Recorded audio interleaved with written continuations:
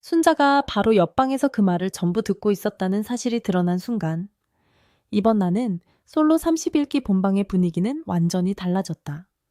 단순한 연애 갈등이 아니었다. 한 사람을 앞에 두고, 아니 바로 옆에 두고도 없는 사람처럼 말하는 장면이 이어졌고, 그 중심에는 옥순과 영숙과 정혜가 있었다. 방송 초반부터 불안한 기류는 시작됐다. 여자들이 준비를 하고 있을 때 옥수는 아직 씻지도 않은 채 모자를 쓰고 방 안에 있었다. 그 자리에서 영숙은 경수를 두고 어디까지 표현해야 할지 모르겠다고 말했다. 순자가 경수와 자신이 나란히 있기만 해도 불편해한다는 이야기도 나왔다. 그 말을 듣던 옥수는 순자도 같은 동료라면서도 순자 입장에서라면 가서 뺏어 오라고 했을 것이라고 말했다. 기분만 나빠하지 말고 직접 쟁취하라는 식이었다. 문제는 여기서 끝나지 않았다. 옥수는 순자에게는 영숙에게서 경수를 빼앗아 오라고 부추기고 영숙에게는 순자 생각하지 말고 마음을 표현하라고 부추기는 모양새가 됐다. 둘 다 경수와 잘 되지 않으면 자신이 괜히 불을 붙인 사람이 되는 것 같으니 이제 아무 말도 하지 않겠다고 했지만 방송이 이어질수록 그 말은 지켜지지 않았다. 더 큰 문제는 순자가 그 대화를 듣고 있었다는 점이었다. 바로 옆방이 순자의 방이었고 그 공간은 방음이 잘 되는 곳도 아니었다. 순자는 대화가 들릴 수밖에 없는 위치에 있었다. 처음에는 그 대화가 순자를 직접 깎아내리는 수준까지는 아니었다고 볼 수도 있다. 하지만 이미 당사자가 들을 수 있는 자리에서 그런 이야기를 크게 나누었다는 것 자체가 무례한 상황이었다. 이후 분위기는 더 노골적으로 변했다. 순자가 떡국을 끓여 경수에게 먹이는 장면이 나왔다. 순자와 경수는 잠깐이라도 둘만의 시간을 보내고 싶어 보였다. 그런데 영숙과 옥수는 거실 한가운데 앉아 그 모습을 계속 지켜봤다. 그냥 우연히 보는 정도가 아니었다. 두 사람은 순자와 경수의 행동을 관찰하듯 바라보며 반응했다. 그 와중에 옥수는 순자를 보고 계속 귀엽다고 말했다. 순자는 자신이 분명히 언니인데 나보다 더 언니 같다며 만 34세의 귀여움을 받고 있다고 웃으며 넘기려 했다. 하지만 그 말이 진짜 칭찬처럼 들리지는 않았다. 옥순이 말한 귀엽다는 표현은 순자를 낮춰보는 뉘앙스로 들렸다. 순자 역시 나중에 인터뷰에서 옥순과 정희가 자신보다 2살이나 어린데도 계속 귀엽다고 하는 것이 무시하는 느낌으로 다가왔다고 털어놓았다. 그 뒤 옥순과 영숙과 정희는 다시 모였다. 옥순은 영숙이 우리 셋 중에 제일 힘들 것 같다고 말했다. 영숙은 난이도 최상 아니냐고 맞장 굳혔다. 옥수는 순자가 경수를 거의 묶어놓은 것처럼 말했고 영숙은 마음만 먹으면 갈 수 있는데 눈치가 보여서 못 갔다고 말했다. 여기서 옥수는 본격적으로 말을 더했다. 자신이 경수를 관찰했다며 경수가 정말 순자를 좋아하는 것 같지 않다고 했다. 둘이 어울리지 않는다고도 말했다. 경수는 그냥 안전한 선택을 하는 것 같다고 단정하듯 말했다. 방송을 보는 시청자 입장에서는 경수의 마음이 순자에게 완전히 향해 있다고 느끼기 어려운 부분이 있을 수 있다. 하지만 그것과 별개로 같은 출연자인 순자가 없는 자리에서 순자와 경수의 관계를 그런 식으로 평가하는 것은 전혀 다른 문제였다. 더구나 순자가 그 말을 또 듣고 있었다. 첫 번째 대화도 두 번째 대화도 순자의 귀에 들어갔다. 옥순의 목소리는 작지 않았고 방 구조상 숨길 수 있는 상황도 아니었다. 옥순은 순자가 헤어질 때마다 내일 무엇을 할지 약속을 잡아둔다고 말했다. 예를 들어 내일 떡국을 해주겠다는 식이라는 것이다. 하지만 실제로는 경수가 먼저 아침을 해달라고 한 흐름이었다. 정확히 알지 못하는 상황을 자기식으로 해석해 말하면서 영숙을 더 자극하는 모양새가 됐다. 이 장면에서 옥순이 영숙을 응원하는 것처럼 보였지만 실제로는 상황을 더 복잡하게 만들고 있었다. 이어 영숙이 순자를 잘한다고 말하자 옥순은 자신이 슈퍼데이트권을 따면 영숙에게 줄 것이라고 했다. 영숙에게 기회가 없는 것이 너무 불공평하다고도 했다. 그러나 이 말은 듣는 사람에 따라 순자를 마치 기회를 독점한 사람처럼 보이게 만들 수 있었다. 순자는 경수와 관계를 이어가려고 노력하고 있었을 뿐인데 어느새 다른 사람의 기회를 막는 사람처럼 분위기가 만들어지고 있었다. 순자는 인터뷰에서 옥순, 정희, 영숙 세 사람이 같은 방을 쓰는데 자신이 귀가 밝아서 그런 건지 대화가 다 들린다고 말했다. 못 들은 척해야 하니 마음속에 계속 쌓였다고 했다. 특히 자신이 그 자리에 있는 것을 알면서도 굳이 눈치를 보지 않고 크게 이야기하는 모습이 힘들었다고 했다. 자신을 없는 사람 취급하는 것 같았고 무례함이 느껴졌다고 말했다. 더 불편한 장면은 여자들의 선택 이후에도 이어졌다. 순자가 먼저 거실에서 준비하고 있는데 옥순과 정혜와 영숙은 화장대 근처에서 다시 뭉쳤다. 그때도 주도하는 사람은 옥순이었다. 옥순은 셋 다 커플이 되어 나가는 것이라며 정신 차리라고 했다. 우리 룸메이트 파이팅이라고 외치듯 분위기를 만들었다.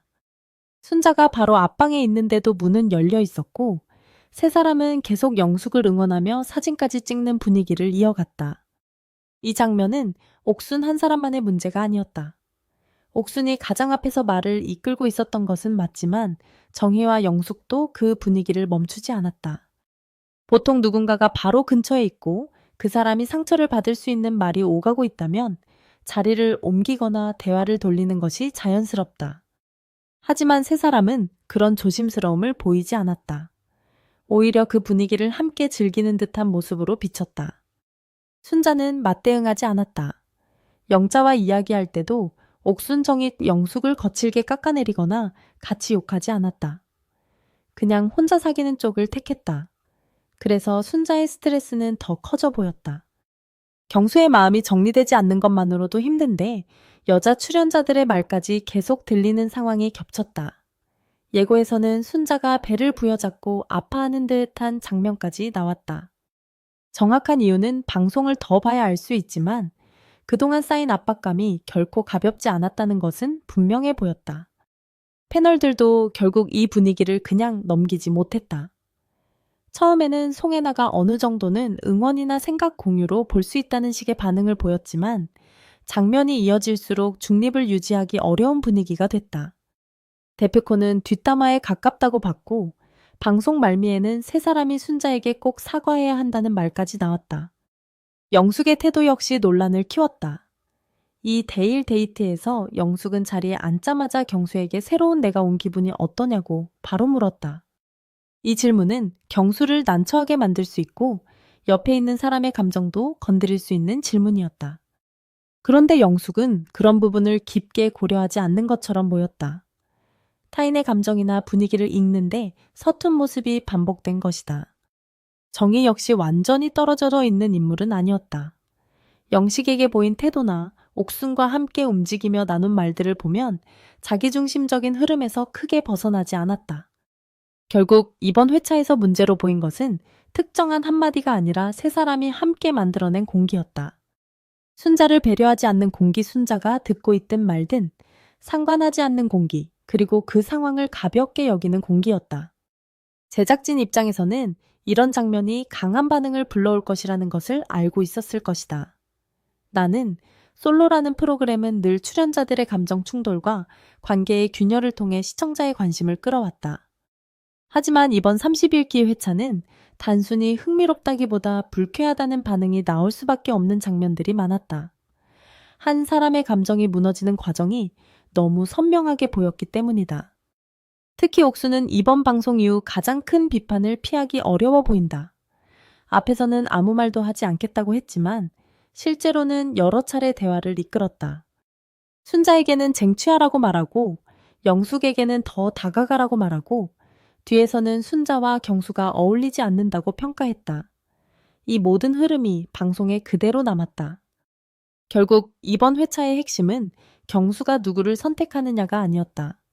순자가 왜 그렇게 상처받았는지, 그리고 왜 시청자들이 그 장면을 보며 불편함을 느꼈는지가 핵심이었다.